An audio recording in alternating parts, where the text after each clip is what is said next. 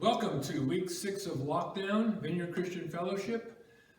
The skies are starting to break up, the sun is shining, people are starting to get out a lot more. It's really, really good. See families meeting down at the park and going for walks, bike rides, other families going out in their front yards, having meals, visiting with the neighbors, playing cornhole. Karen and I went out and played cornhole last night. Visited with the neighbors, had a really good time. Just want to let you know that I know that some of you, I heard some of you are, even though you're doing okay, deep down inside, you are really missing interaction with people. You're really starting to feel it. And so I just want you to know that you should reach out. And if you're thinking about other people, you give them a text, give them a call. We need to make sure that just because people seem to be doing okay, that we're staying in touch, because we're not being able to stay in touch that much anymore. So think about that, pray about that, and do it. So anyways, grab your donuts, fist bump your socially distanced neighbor, and let's get going.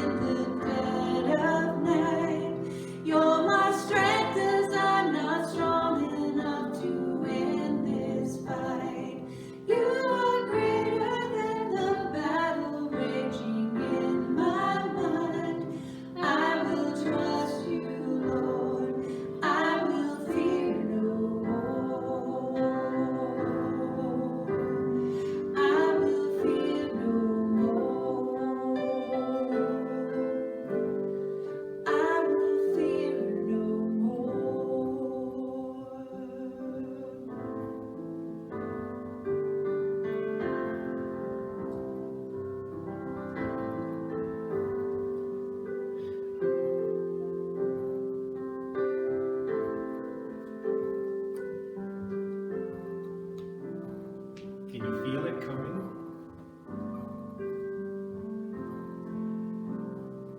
Do you sense in your spirit that change again is headed our way?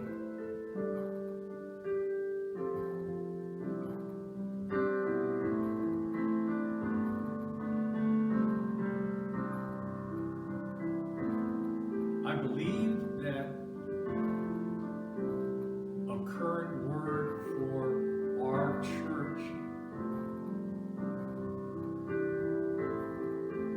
is that we need to prepare to get out of our bunkers.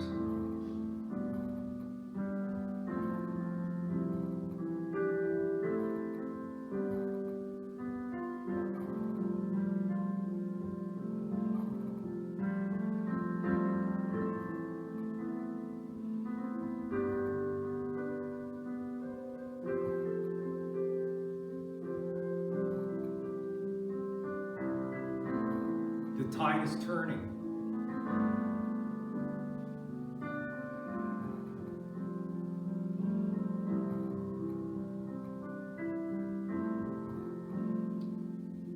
You look back at this time and realize that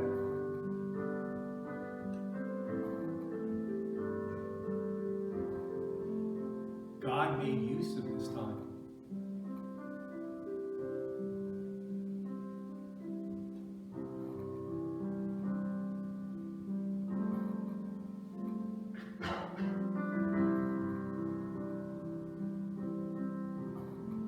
You can pray for your family members. You can pray for each other within your immediate family. You can pray for yourself because you have no access, theoretically, to people outside of your shelter-in-place group.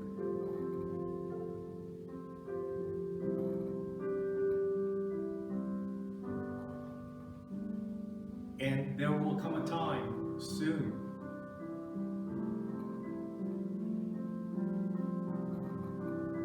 where you're going to pray as effectively and with equal conviction for those outside of your family. Because the tide is going to turn.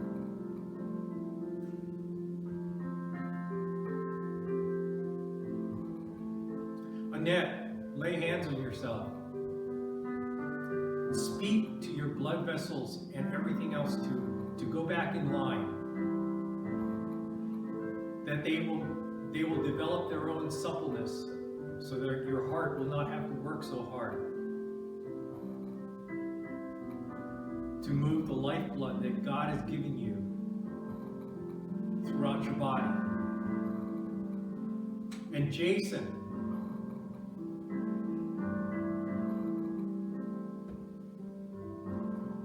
I speak to your pulmonary system, that the cobwebs, as you described, will dissolve, that your breathing will not be troubled, labored. I speak this over you. I speak this word over you. Command your body to go back to its pristine form that it was created in and lives in the kingdom of heaven.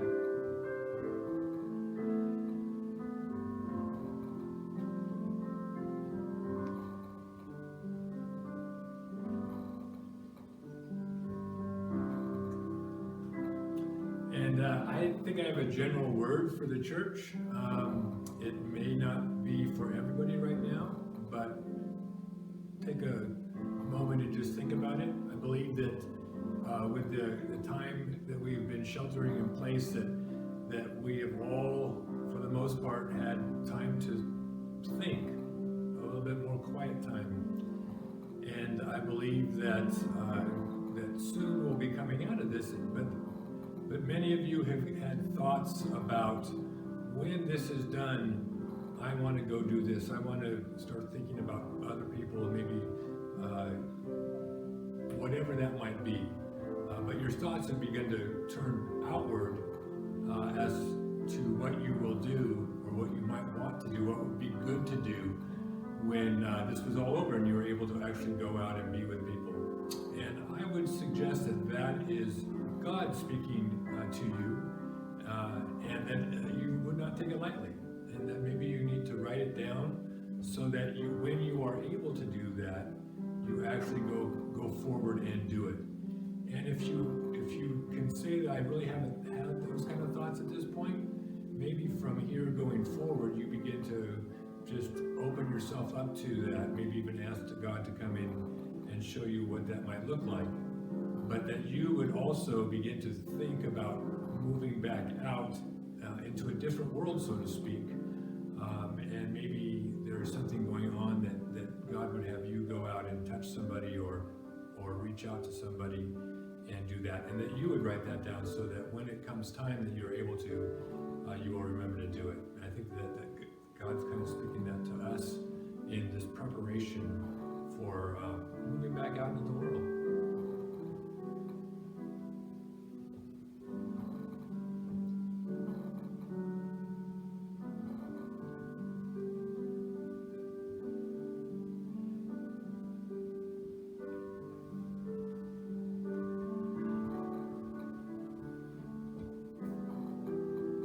Church, be strong and fear no evil.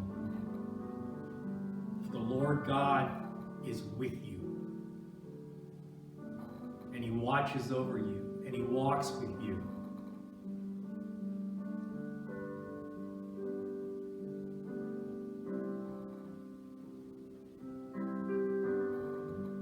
No fear.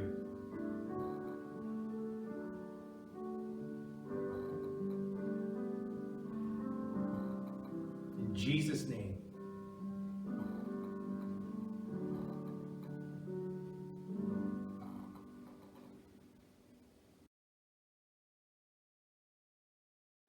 Hello and welcome to another recorded service, but today we have a special birthday to sing to. Every birthday is special, but some stand out in our memories.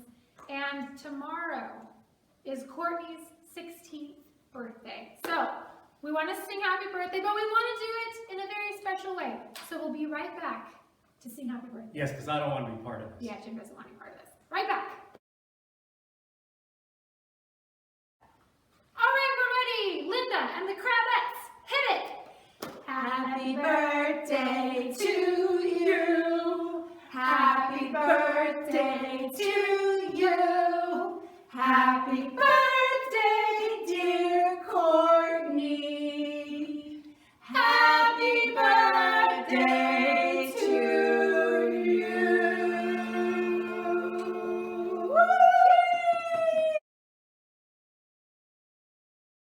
You guys, that was amazing. I think we should take this act on the road. Me too. And then in the comments. What does that sound, you guys?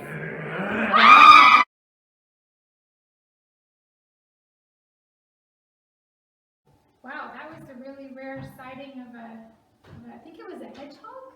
I think. I don't know. That was weird. Well, I just got a text from Paul Iannaccone, who lives on his phone, fact-checking everything.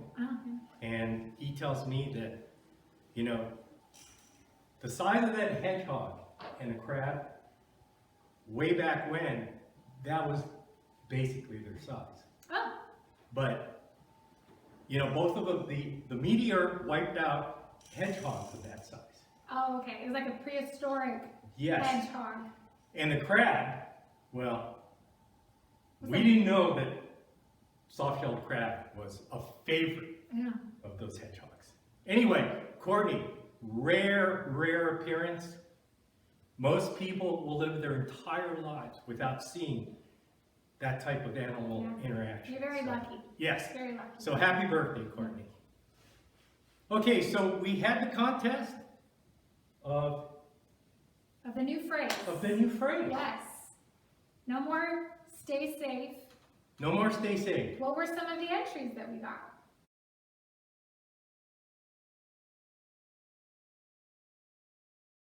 So, Oh no.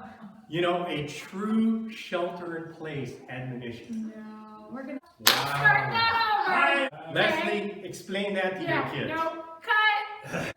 We got one entry that was not R-rated, Okay. and it was stay risky. Stay risky, my friends. No. No. Starting again. No. Could be here all day, Jim. We had two winners that were tied. Okay. One was from Doug Guadera, so you're going to have to prank him, Okay. I can and it handle was, "May the faith be with you." Is that it? strong. I like that. It is strong. The other one was, What did you say? wow. Oh my gosh, you guys.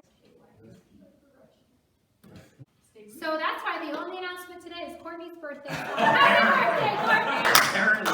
Apparently. Wow.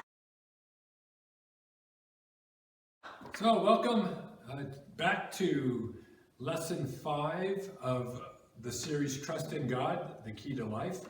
This all falls under the heading of living a life without lack, a life without fear, the Psalm 23 life. We are talking right now, we're going through a series on faith, what it means to trust in God, the fact that God plants faith within us. It then grows, and we are a active participant in that process. And as we're transformed from faith to faith, we grow in our relationship to God as we get to understand Him more and more.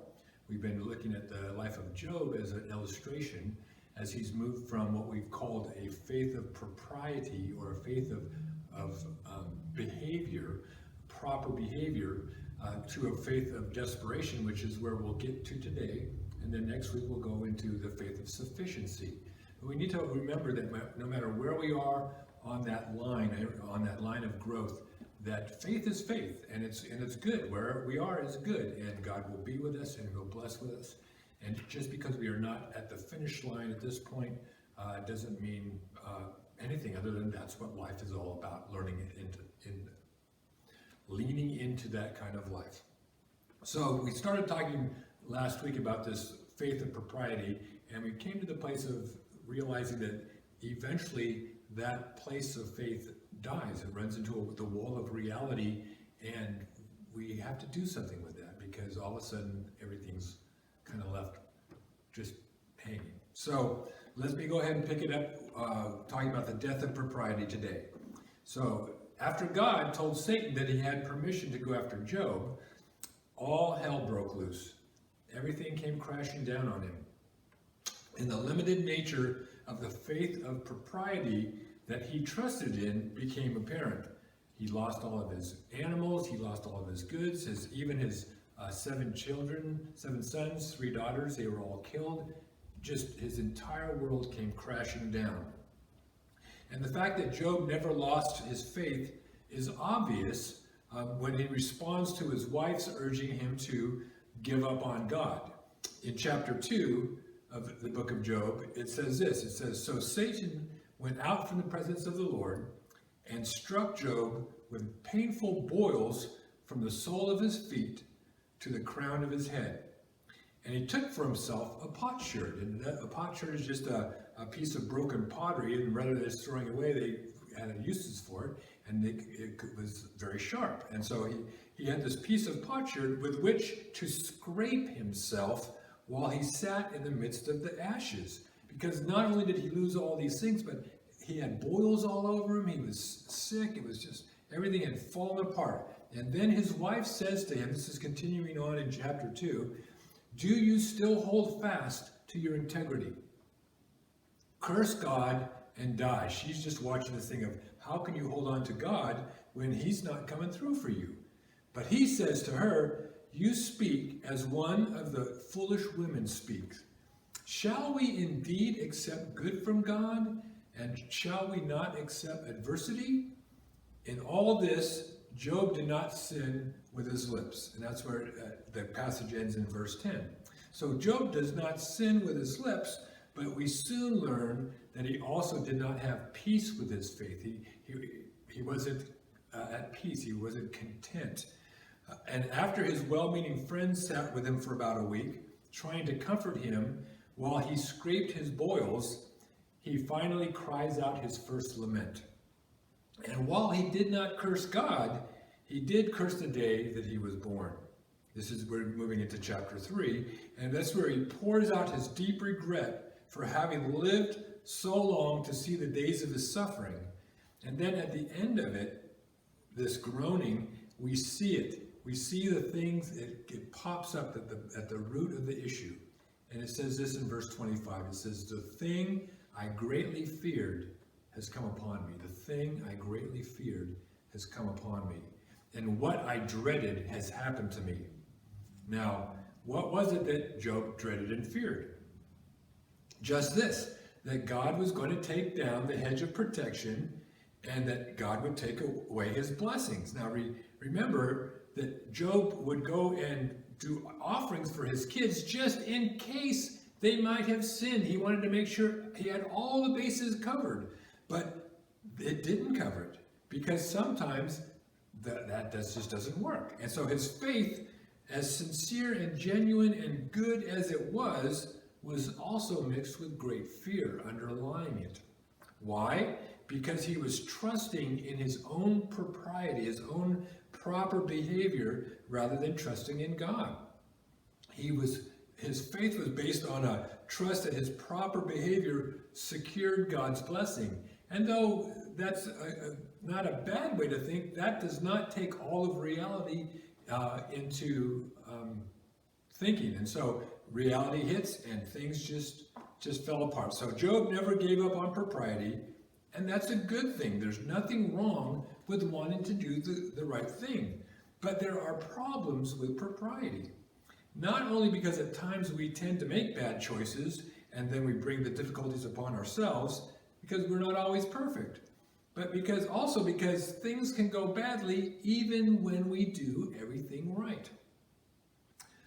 Sometimes God even allows those bad things to happen because he has something better for us, just like he had something better for Job.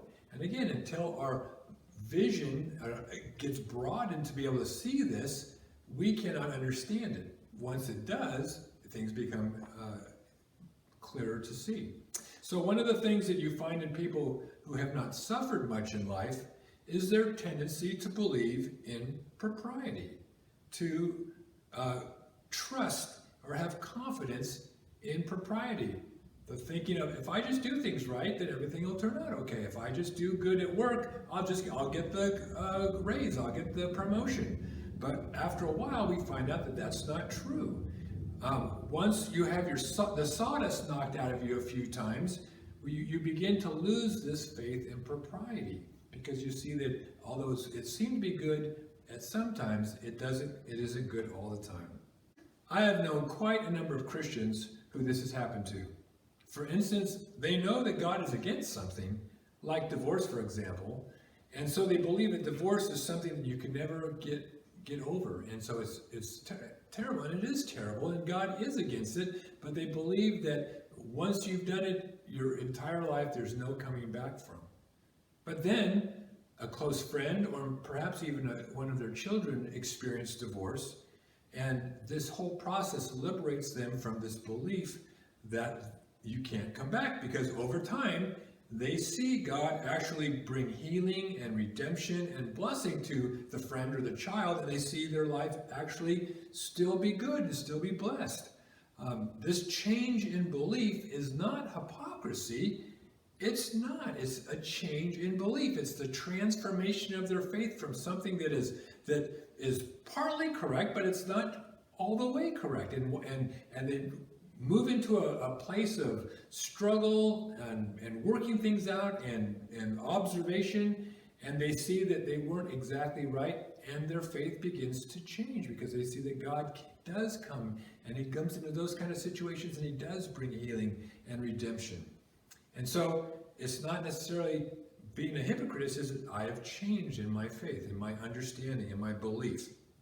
They went through a painful process and came to understand how the blessing of God goes well beyond failure, disappointment, and tragedy. See, we think that in the faith of propriety, of proper behavior, if we do not do things exactly right, then God is done with us. And it's not that that brings pleasure to God, because it pains him as well. That's why he tells us not to do certain things. But God is not the kind of God that says, well, if you didn't do it the way I said, then you're out of luck, buddy. He still blesses them. He still loves them. He still is in control of their life. He's still involved in their life. And if it wasn't so, we would all be in big trouble. We've all felt that and experienced that redempting power of God's love that goes beyond our failures. That is what happened to Job. His friends kept saying, come on, fess up, Job. You did something wrong.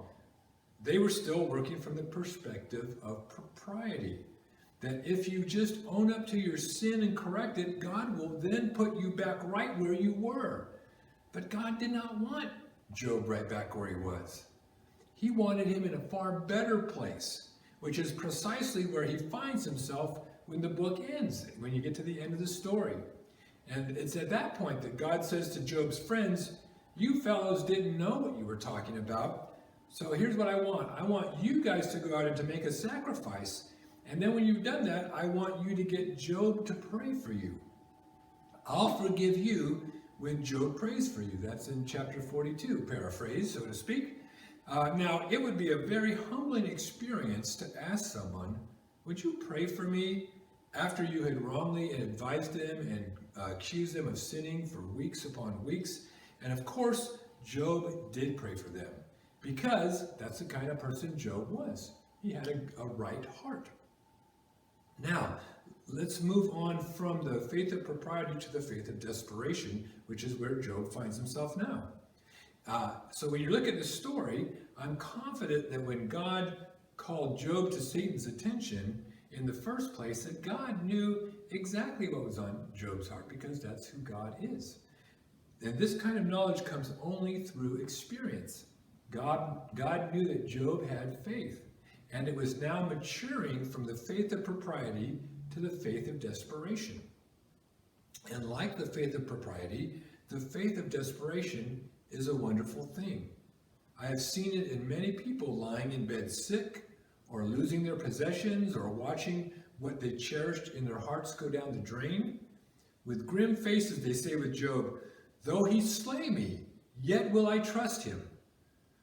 I've been reading snippets from the biography of James Hudson Taylor throughout the series, and I wanted to read this one little part because he and his wife both went through a life of learning faith in a way that is very instructive for us and encouraging to us.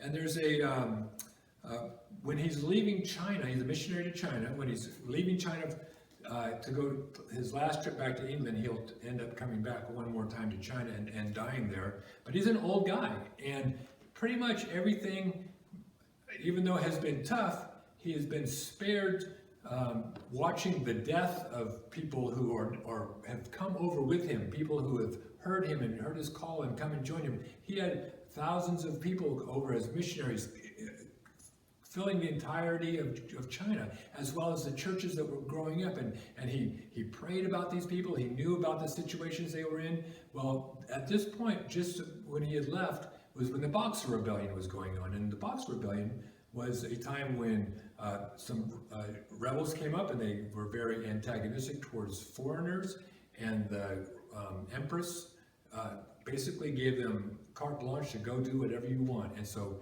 if you were a foreigner or you were friends with a foreigner, your lives were in danger. And he began to get telegram after telegram of some terrible things happening, people dying, people just ravaged whole communities.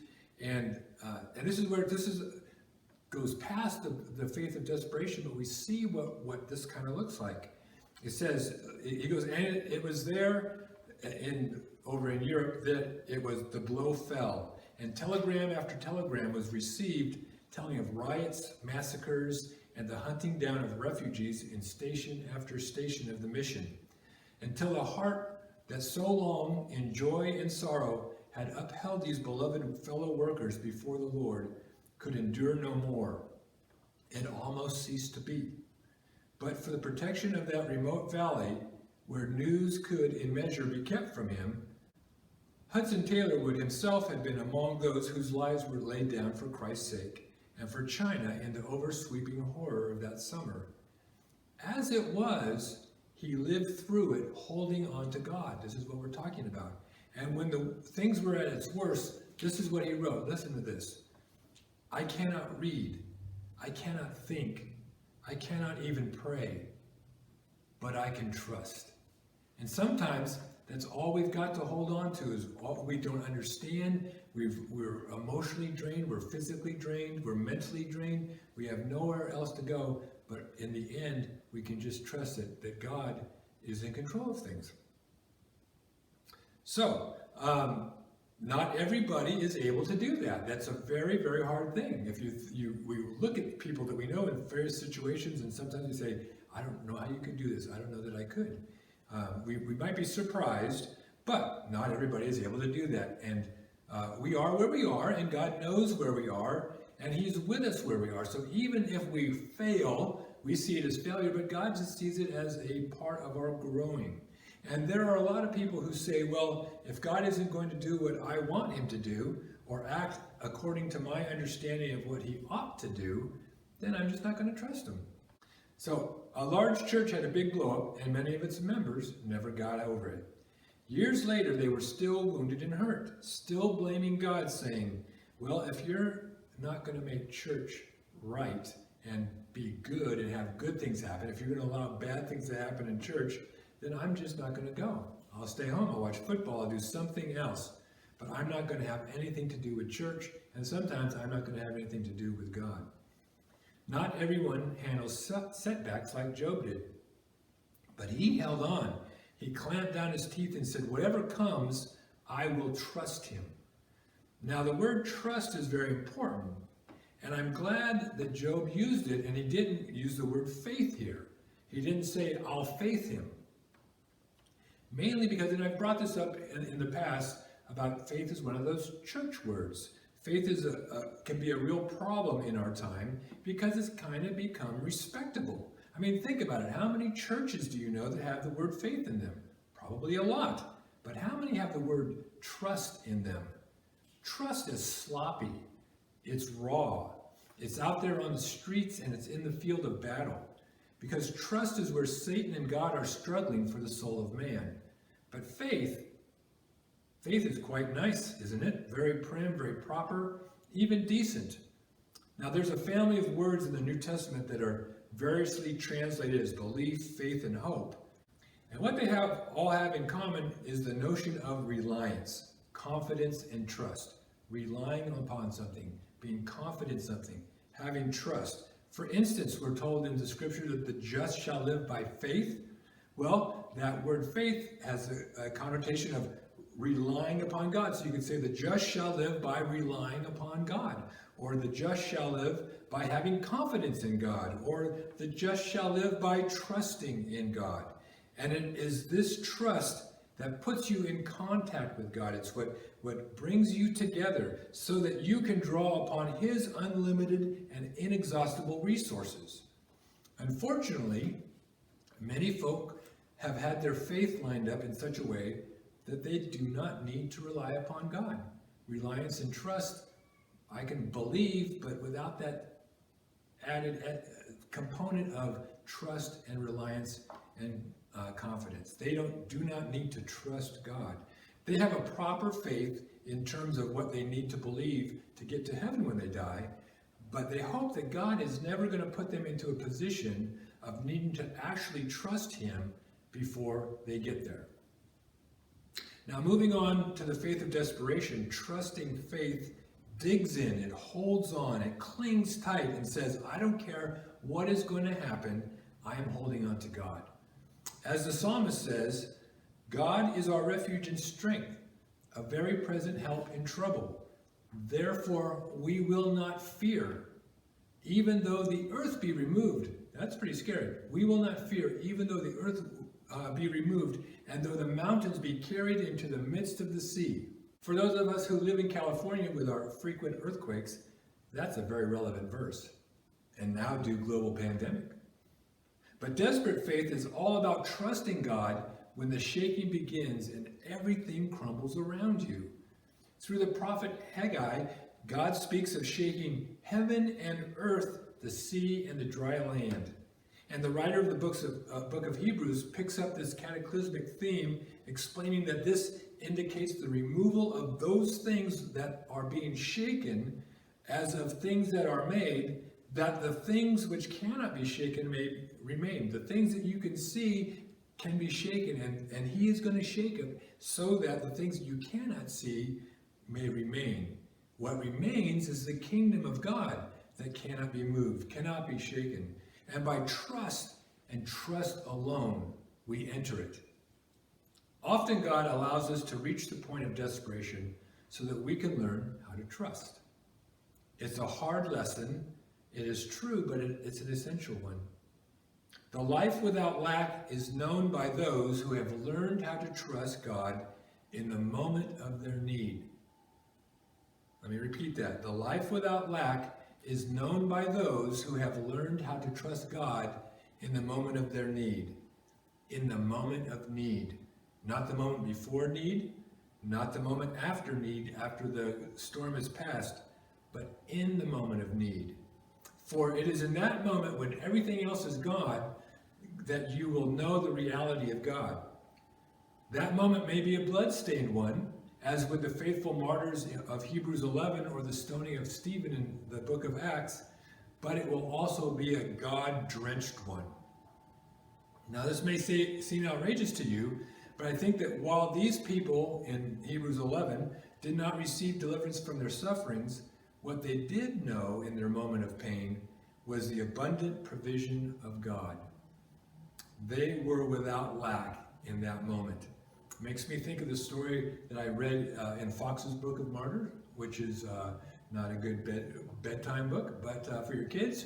But it's a book that was made by a guy named John Fox, speaking about a lot of people in England who were being killed because of their faith. And there was a story about a certain man named Thomas Hawks. Thomas Hawks would not bow to the Catholic Church, and so they were going to kill him, and he would not recant. And so the night before he went to the stake to be burned, his friends were with him, and they were praying and talking, and the subject came up about whether God would be with him in that hour of need, in that hour when he would be dying. And they said, is there something that you could do as a token to us that we would be able to tell that you can bear the pain? And Thomas said, yes. He said, what I'll do is I'll raise my hands. If in the moment of greatest pain, if it's bearable because God is with me, I will raise my hand, and that will be a sign to you. So the next day they marched him out, they tied him to the stake, they lit him on fire. He had gone up in flames. The description, I don't want to get into the description, but they talked about what it had, how his hands had looked and stuff like that. And they said it was so bad that they felt like he was gone, he was dead, he couldn't still be alive. And it was at that moment that both arms raised up like they were praising God and clapped 3 times, to which they understood that to be him saying, God is with me, and even in this terrible, terrible time, he is with me. He was without lack in the moment. Now, some of you may say, you know, this is not exactly how I would define a life without lack and sufficiency. This is not what I'm thinking. And I understand what you're saying because I'm coming from the same place. But a life without lack is all about knowing the unlimited sufficiency of God in the moment of need. And you and I know we have moments of need. And it's at that moment that we know that we need God the most. And that's just part of life. When you're betrayed, when you're abandoned, lied about and scandalized, when you're sick with a fatal disease, when your finances are going down the drains, when you see your loved one walks through the doorway of hell, that is the moment to trust. And in trusting, you will know God. Your point of desperation will likely not involve being sawn in two or wandering about destitute in sheepskins, like the people talked about in Hebrews 11, but it might be something like that. But regardless, when you have nowhere else to turn except to God, and you turn to Him, that's a big component. When you have nowhere else to turn except to God, and you turn to Him, your faith and desperation will meet the fullness of God. And you will taste the life without lack as you discover the depths of the faith of sufficiency, which is what I'm going to talk about and get into next week. So before I go, though, I also was reading my book, and there was a note of encouragement that spoke to me, and I'm hoping it'll speak to you. And it actually comes from Mrs. Taylor, Hudson Taylor's wife. And it was at the same time when they were leaving China for the last time, which she did not make it back. She died back in England. And she was leaving, and so she was writing a word of encouragement to the staff at the school. There was a missionary school for the children of missions. And so there's a large staff there. There's about 150 kids. And she probably knew that she wouldn't be seeing them again. And so she wanted to leave them a note. He says, I want to send you all a goodbye message. It is this. Listen to this. This is good encouragement for you and for me from a person who learned how to live into this full sufficiency faith life with God. She says this: determined to prove, to test, to try, to experiment, to prove. Determined to prove what faith and love will do. You have to experiment with it. You have to try it out. Grip God, as Mr. Inwood says, for one another. Believe that God will make you helpers, each one to all the rest. Covet earnestly to put joy into one another's lives, and by love conquer all that otherwise would be trying. Our calling in Christ Jesus is to live supernatural lives, to be more than conquerors day by day. Yield yourself to God to be more fully indwelt and to serve only in His strength, and then expect Him to do all that you need, for nothing shall be impossible to you. Only take firm hold of God for yourselves and for one another, and look out to see what God will do. You have His almightiness amongst you always for everything. More and ever more of Christ in our lives, more of dependence upon Him is the remedy for every lack, the solution of every difficulty. More and ever more of Christ in our lives, more of dependence upon Him is the remedy for every lack, the solution of every difficulty. So let's go ahead and stop there. Let's take that with you. Hopefully you've got some things to think about, maybe some things that challenged you, but know this, that wherever we are, God is with us and He's for us, and this is a pathway that we're on, a pathway of faith. I trust that you will be faithful, for God's always faithful with us. So see you next week. Trust God, do good, and wash your hands.